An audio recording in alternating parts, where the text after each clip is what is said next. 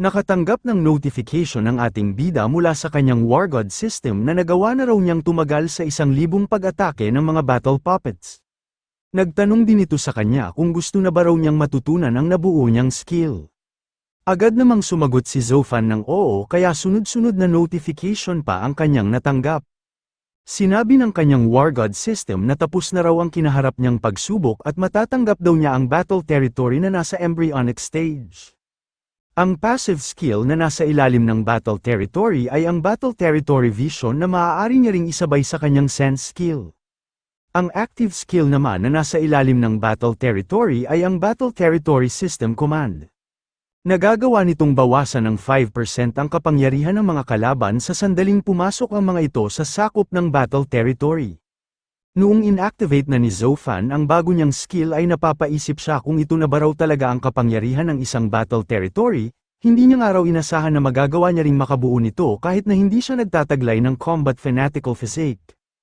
Pinuri niya muli ang kanyang War God system, at kasunod noon ay sinubukan na niyang gamitin ang isa sa mga bago niyang skill na battle territory vision. Sinabi ng ating bida na ngayon nga raw ay alam na niya kung ano ang itsura ng mga battle puppets na umaatake sa kanya sa loob ng combat fanatical hall. Sumugod na si Zofan at sinabi na ito naman daw ang pagkakataon niya para siya naman ang umatake. Napakadaling tinalo ni Zofan ang mga natitirang battle puppets, nagmistulang walang kalaban-laban ang mga ito lalo na't gamit ngayon ng ating bida ang nakuha niyang bagong skill. Namangha si Nia Xuanye noong makita nito na ginagamit na ni Zofan ang kanyang embryonic stage battle territory, hindi siya makapaniwala na magagawa nga itong mabuo ng ating bida sa loob lamang ng kaunting oras. Noong siya nga raw ang sumalang dito ay inabot siya noon ng halos 1 buwan bago siya nakagawa ng sarili niyang embryonic stage battle territory. Napakarami niya nga raw noon na pinagdaan ang hirap bago niya ito nabuo. Sinabi ni Nia Xuanye na sino nga raw ang mag-aakala na magagawang mabuo ni Zofan ang kanyang embryonic stage battle territory nang wala pang 1 oras, talagang natatangi nga raw ang taglay na talento ng binatang ito. Hindi na nga raw nakakapagtaka kung bakit maging ang mayabang at suplado na si Tianjian ay pinapahalagahan ito ng sobra. Pagkatapos makipaglaban ay napaisip ang ating bida kung naubos na ba raw talaga niya ang lahat ng mga battle puppets. Plano pa naman daw sana niyang ipagpatuloy ang kanyang pakikipaglaban hanggang sa mapataas na niya ang stage ng kanyang battle territory. Napatingin si Zofan sa kanyang likuran noong marinig niya ang pagbukas ng malaking pinto. Binati ni President Nia Xuanye ang ating bida at tinawag na Brother Fan, binabati niya nga raw ito dahil matagumpay nga raw ang pagbubuo nito sa kanyang battle territory. Sinabi niya rin na talagang nakakahanga nga raw ang talento na mayroon ng ating bida. Nahiya naman si Zofan sa papuri na narinig niya sa kanyang sister Ye, nagpasalamat din siya kay Nia Xuanye sa tulong na ibinigay nito. Habang nakikinig ay sinabi ng Wasp King sa kanyang master na si Little Gray na hindi niya nga raw maunawaan ang babae na si Nia Xuanye. Pagkatapos nga raw ng nasaksihan nito ay parang gusto na nitong mapalapit sa kanilang master Zofan. Tumahol naman si Little Gray na nangangahulugan na matinik daw talaga sa babae ang kanilang master. Sinabi ni Nia Xuanye sa ating bida na marami pa nga raw silang oras bago magsimula ang Grand Auction. Ipapasyal niya nga raw muna ito sa loob ng kanilang Zonglin City's Mercenary Branch para maipakilala na niya rin ito sa kanyang mga nasasakupan. Mas mabuti nga raw na makilala na ni Zofan ang mga ito dahil baka makasama niya rin ang mga ito sa hinaharap. Agad namang pumayag ang ating bida sa iminungkahi sa kanya ni President Nia Xuanye. Napapaisip din siya kung ang kahulugan ba raw ng mga huling sinabi ni President Nia Xuanye ay sa kanila ito papanig sa hinaharap. Habang nakatingin sa ibaba ay nagtanong si Zofan kay Sister Ye kung parte pa rin daw ba ito ng Zonglin City's Mercenary Branch, napakalaki nga raw pala ng lugar na ito. Tinanong ni President Nia Xuanye ang ating bida kung hindi na ba raw masama ang kanilang mercenary branch. Sumagot naman si Zofan na napakaganda nga raw doon at napakalaki rin daw ng Zonglin City's Mercenary Branch kumpara sa pinanggalingan niya na Jinning Mercenary Branch. Sinabi naman ni President Nia Xuanye na natural lang daw ito dahil ang kanilang araw Zonglin City's Mercenary Branch ay ang pinakamalaking sangay ng Mercenary Association. Pagkasang-ayon ng ating bida ay naisip nito na bukod nga raw sa ito ang pinakamalaking sangay ay doon rin naglalagi ang napakaraming naglalakasang experts. Kaya nga raw higit na mas malakas ang sangay na ito kumpara sa ibang mga branches. Habang nag-uusap sina Zofan at Nia Xuanye ay may dalawang lalaki ang lumapit sa kanila.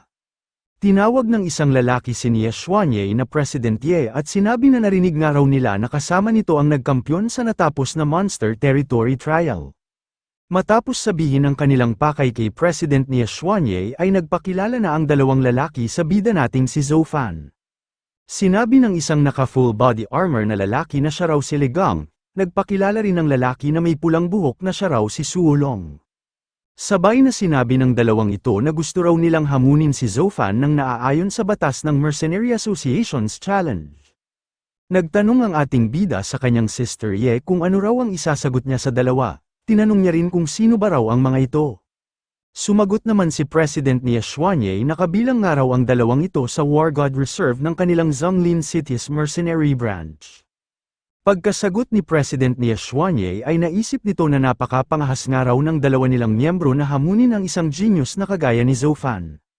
Nagalit si Legang dahil bakit nga raw umaasta ang ating bida na parang malapit ito sa kanilang President Ye. Sinabi niya rin na kung malakas nga raw ang loob ng ating bida ay lumaban nga raw ito sa kanya. Nagalit din si Suolong at sinabihan si Zofan na ano nga raw ang karapatan nito para tawagin ng Sister Ye ang kanilang presidente. Agad namang sinabihan ni President Nia Xuanye ang dalawang lalaki na manahimik daw ang mga ito. Tingin ba raw ng mga ito ay wala nang makakatalo sa kanila nang dahil lang sa isa sila sa mga malalakas na miyembro sa loob ng Zonglin City's Mercenary Branch. Kahit sino nga raw ang labanan ng mga ito sa top 10 winners ng Monster Territory Trial ay hindi na mga ito magagawang manalo. Sa inis ni President Nia Xuanye ay sinabihan nito ang kanyang brother Fan na turuan nga raw nito ng leksyon ang dalawa nilang miyembro. Iparanas nga raw nito sa dalawa kung paano mapalaban sa isang napakalakas na tao. Napaisip ang ating bida kung maaari niya ba raw talaga ang mga itong labanan kahit na hindi siya miyembro ng kanilang mercenary branch. Nag-alinlangan man si Zofan pero pumayag na rin ito na tanggapin ang paghamon sa kanya ng dalawang lalaki. Natuwa si Legang sa pagpayag ng ating bida, inaya na rin niya ito sa kanilang battle ring.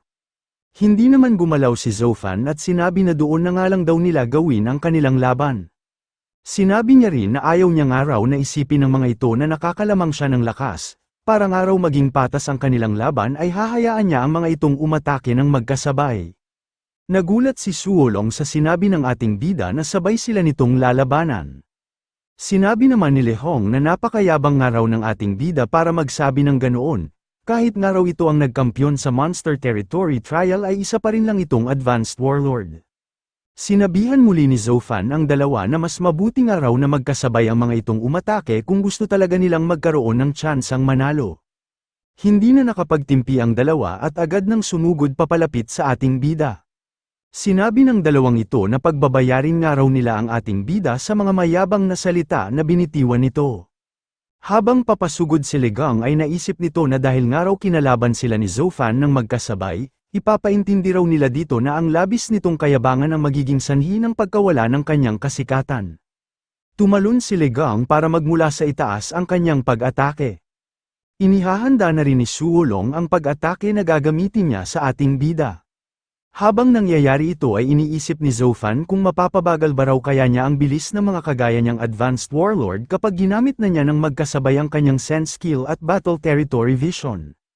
Nagulat sina Legang at Suolong noong maiwasan ng ating bida ang mga ginawa nilang pag-atake. Nagtataka sila kung paano ito nagawa ni Zofan gayong halos hindi nga raw nila ito nakitang gumalaw. Matapos gamitin ang kanyang ideya ay napaisip ulit si Zofan na subukan naman ang isa pang active skill ng kanyang battle territory. Nagulat sina Suolong at Legang noong bigla na lang silang nakaramdam ng panghihina. Nararanasan nila ito dahil ginamit sa kanila ng ating bida ang kanyang skill na battle territory command. Takang-taka si Legang kung bakit nga raw ganoon ang nararamdaman niya sa kanyang katawan. Hindi na ito pinatagal pa ng ating bida at magkasunod na hinampas ng lapad na bahagi ng kanyang espada ang mga likod ni Legang at Suolong. Bumagsak ang dalawa sa sahig at doon na natapos ang kanilang laban. Hindi rin agad ang mga ito nakabangon dahil hindi pa rin inaalis ni Zofan ang kanyang battle territory. Hindi makapaniwala ang mga taong nakapanood na magagawang matalo ng ating bida sina Legang at Suolong sa loob lang ng ilang segundo. Kabilang nga raw ang dalawang ito sa mga geniuses ng kanilang mercenary branch pero napakasaklap nga raw ng naging pagkatalo ng mga ito. Naisip ni Zofan na hindi niya nga raw akalain na bukod sa napapahina ng Battle Territory Command ang kapangyarihan ng kanyang mga kalaban ay nagagawa rin itong pahintuin ng saglit ang paggalaw ng mga ito sa sandaling mag-activate na ang kanyang skill. Kahit nga raw saglitan lang ito ay napakalaking bagay pa rin daw nito kapag nakipaglaban siya sa mga malalakas na expert. Shoutout kina Idol LVR Technical, Idol Ryan J. Villarba, Idol Torrance Title, at Idol Joshua Villanueva sa pagbibigay ng tig 50 stat points. Shoutout din kay Idol Ralph Jr. Silanggo sa pagbibigay ng 125 stat points. Maraming salamat po. Naisip din ng ating bida na nasa embryonic stage pa nga lang daw ang kanyang battle territory kaya hanggang 2 metro pa lang ang sakop nito. Napakalayo pa nga raw niya para maperpekto niya ang skill niyang ito. Medyo nadidismaya man si Zofan pero napahanga niya naman si President Nia Xuanye. Naisip ni Nia Xuanye na talagang napakahusay nga raw ng ating bida, nagawa nga raw agad nitong mapaabot sa 2 metro ang kanyang embryonic stage battle territory kahit nababago pa lang niyang natutunan ang skill na ito. Hindi niya man daw gustong aminin pero talagang mas malaki nga raw ang talento ni Zofan kaysa sa kanya. Nagtanong ang mga miyembro ng Zonglin City's Mercenary Branch sa kanilang president kung talaga bang halos 20 taon pa lang ang ating bida. Kahit nga raw mukha itong bata ay baka nagsisinungaling nga lang daw ito sa totoo niyang edad. Sinabihan naman ni President Nia Xuanye ang kanilang mga miyembro na wag nga raw ang mga itong gumawa ng mga walang saysay na pagdududa, nang dahil lamang sa mas malakas sa kanila ang iba. Ang kailangan nga raw ng mga itong pagtuunan ng pansin ay ang mas lalo pang pagbutihin ang kanilang pagpapalakas para magawa nilang makahabol sa mga top geniuses. Sinabi rin ni Nia Xuanye sa kanilang mga miyembro na ang mga ito nga raw ang pinakamalalakas na youngsters sa loob ng kanilang Zonglin City's Mercenary Branch, pero dati pa niya nga raw ipinapaalala sa mga ito na napakarami pang genius ang nagkalat sa iba't ibang lugar. Kaya wag nga raw ang mga itong makampante sa kasalukuyan nilang lakas at ituring ang napanood nilang laban bilang isang leksyon. Sinabi ni President Nia Xuanye na kailangan nga raw ng mga itong dagdagan pa ang kanilang sipag para hindi sila mapag-iwanan sa lakas ng mga top genius. Matapos magbigay ng pangaral ay tinanong ni President Nia Xuanye ang kanilang mga miyembro kung naiintindihan ba raw ng mga ito ang lahat ng kanyang mga sinabi. Sabay-sabay naman na nagsisagot ang mga miyembro ng Zonglin City's Mercenary Branch nang naiintindihan daw nila ito. Matapos sabihan ang mga nakapanood nilang miyembro ay itinuon naman ni President Nia Xuanye ang pagsesermo nito kina Legang at Suolong. Sinabihan niya ang dalawa na ang mga itong araw ang nagpasimula ng panggugulo sa kanilang VIP guest. Sinabi niya rin na kailangan nga raw agad ng mga itong humingi ng tawad sa ating bida, at simula nga raw bukas ay magiging triple na ang hirap na daranasin ng mga ito sa kanilang pagsasanay. Agad na lumapit ang dalawa kay Zofan upang ipaabot ang paghingi nila ng tawad, pasensya na nga raw kung naging napakabastos nila kanina. Pinatawad naman ni Zofan ang dalawang ito lalo na't sinunod niya lang naman daw ang kagustuhan ng kanyang sister Ye na turuan niya ang mga ito ng leksyon. Matapos maayos ang lahat ng hindi pagkakaintindihan ay inaya na ni President Nia Xuanye ang ating bida para pumunta sa ibang lugar ng kanilang mercenary branch. Habang umaalis sina Zofan at President Nia Xuanye ay pinapalubag ng dalawa ang kanilang mga sarili. Sinabi ni Legang na malamang nga raw ay hindi na rin magtatagal at makikilala na rin ang pangalan ng ating bida sa kanilang bansa. Nagsalita rin si Suolong at sinabi na hindi na nga rin daw nakakahiya na matalo sila ng tao na may ganoong kalaking talento. Habang naglalakad ay sinabi ni President Nia Xuanye kay Zofan na matagal na nga raw niyang gustong turuan ng leksyon ang mga youngsters ng kanilang mercenary branch, hindi pa nga lang daw siya makahanap ng pagkakataon para gawin ito. Doon na rin pinasalamatan ni President Nia Xuanye ang ating bida sa pagbibigay nito ng leksyon sa kanilang mga miyembro. Sumagot naman si Zofan na ikinagagalak nga raw niya na matulungan ang kanyang sister Ye. Natutuwa nga raw siyang makatulong lalo na't may taglay nga rin daw na talento sina Legang at Suolong. Sinabi ni President Nia Xuanye na ang isang Starfall warrior nga raw ay hindi lang dumedepende sa kanyang lakas, kailangan nga raw ay may maayos din itong personalidad. Para sa kanyang araw, ang mga taong mayabang ay hindi niya itinuturing na malakas. Pagkasang-ayon ng ating bida ay naisip nito na hindi nga lang daw nakuha ni Xuanye ang posisyon nito na pagiging presidente ng walang dahilan. Napakagaling nga raw nitong mamuno at pinagtutuunan din ito ng pansin ang talent development ng kanyang mga miyembro. Nagmadali ang isang babae para ihatid sa kanilang presidente ang natanggap nilang request.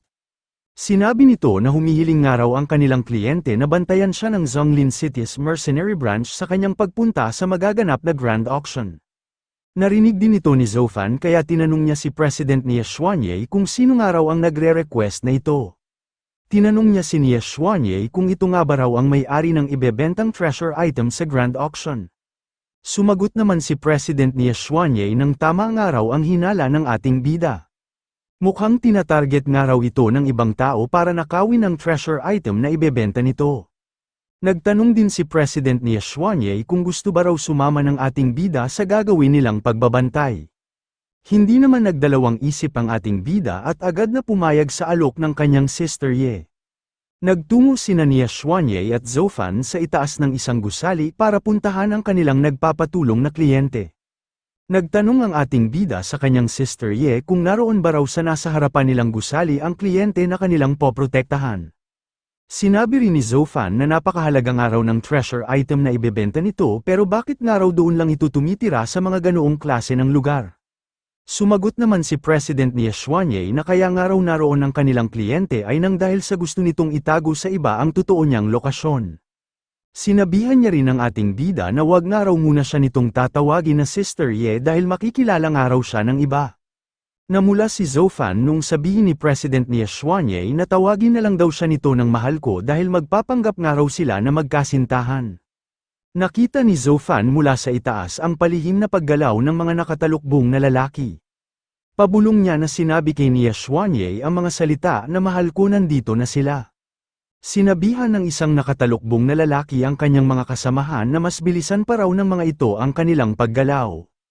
Kailangan nga raw nilang madampot agad ang kanilang target, kapag pumalag nga raw ito ay maaari rin nila itong patayin basta makuha lang nila ang hawak nitong treasure item. Napatigil sa pag-abante ang grupo ng mga nakatalukbong na lalaki noong may bigla na lang umatake sa kanila. Napuruhan ang ilan sa mga ito pero nagawa namang makaiwas ng karamihan. Pagkaiwas ng isang nakatalukbong na lalaki ay sinabi nito na hindi niya raw inasahan na kukuha ang kanilang target na mga expert na magpoprotekta sa kanya. Sumigaw si President Xuanye at sinabi sa papasugod nating bida, na mahal ko may mga umaatake rin sa kabilang direksyon, ikaw na muna ang bahala sa mga taong yan at ako na ang magpoprotekta sa ating kliyente. Sumagot naman si Zofan at sinabi kay Xuanye, na ako na ang bahala dito mahal ko. Nagmadali ang iba pang grupo ng mga nakatalukbong na lalaki noong makita nila na naambush ang iba nilang kasamahan. Agad silang nagsilapit para tulungan ang mga kasamahan nilang ito. Sa itaas ng isang maliit na gusali ay nagsalita ang ating bida at sinabihan ang mga nakatalukbong na lalaki. Sinabi niya na napakapangahas daw ng mga ito para gumawa ng kaguluhan sa mga lugar na nasa ilalim ng pangangalaga ng Zonglin City's Mercenary Branch. Sumagot naman ang isang nakatalukbong na lalaki na wala nga raw silang pakialam kung makabangga man nila ang Zonglin City's Mercenary Branch, itutuloy pa rin daw nila ang pagdampot sa kanilang target. Sinabi rin ng nakatalukbong na lalaki na wala nga raw makakapigil sa kanila kahit kamag-anak pa ito o kasintahan ni Xuanye. Agad namang pinagpapatay ni Zofan ang pangahas na nakatalukbong na lalaki pati na rin ang iba pa nitong kasamahan. Nagkamali ang isa sa mga namatay na ito ng binitiwang salita dahil kasalukuyan ngayong nagpapanggap ang ating bida bilang kasintahan ni Xuanye. Sinabihan ni Zofan ang ibang grupo ng mga nakatalukbong na lalaki na napakarami nga raw pala ng mga ito, pero mas mabuti nga raw kung aatras na lang sila at babalik sa kanilang pinanggalingan. Nagtaka ang isang nakatalukbong na lalaki kung sino nga raw itong humahadlang sa kanila. Sinabi naman ng isa pang nakatalukbong na lalaki na kailan pa nga raw nagkaroon ng ganoong kalakas na swordsman ang Zonglin City's Mercenary Branch. Sa palagay niya nga raw ay parang may lakas ito ng isang war god level. Lumapit si Ligang sa kanilang presidente at sinabi na natawag na raw niya ang iba pa nilang mga miyembro. Pinuri naman ito ni Xuanye dahil mabilis nga raw ang mga itong nakarating. Binanggit ni President Xuanye na mag-isa nga raw na binabantayan ni Zofan ang kabilang direksyon. Sinabi niya kay Lei Gang na kailangan nga lang daw ng mga itong pigilan o itaboy ang mga nagkalat nilang kalaban. Kung sakaling tumakbo nga raw ang mga ito ay wag na nga raw nila itong habulin at kailangan nga raw nilang iprioridad ang kaligtasan ng lahat. Agad na nagsigalaw ang mga miyembro ng Zonglin City's Mercenary Branch matapos marinig ang utos ng kanilang presidente. Ipapakita nga raw nila sa mga pangahas na ito kung gaano kalakas ang kanilang organisasyon.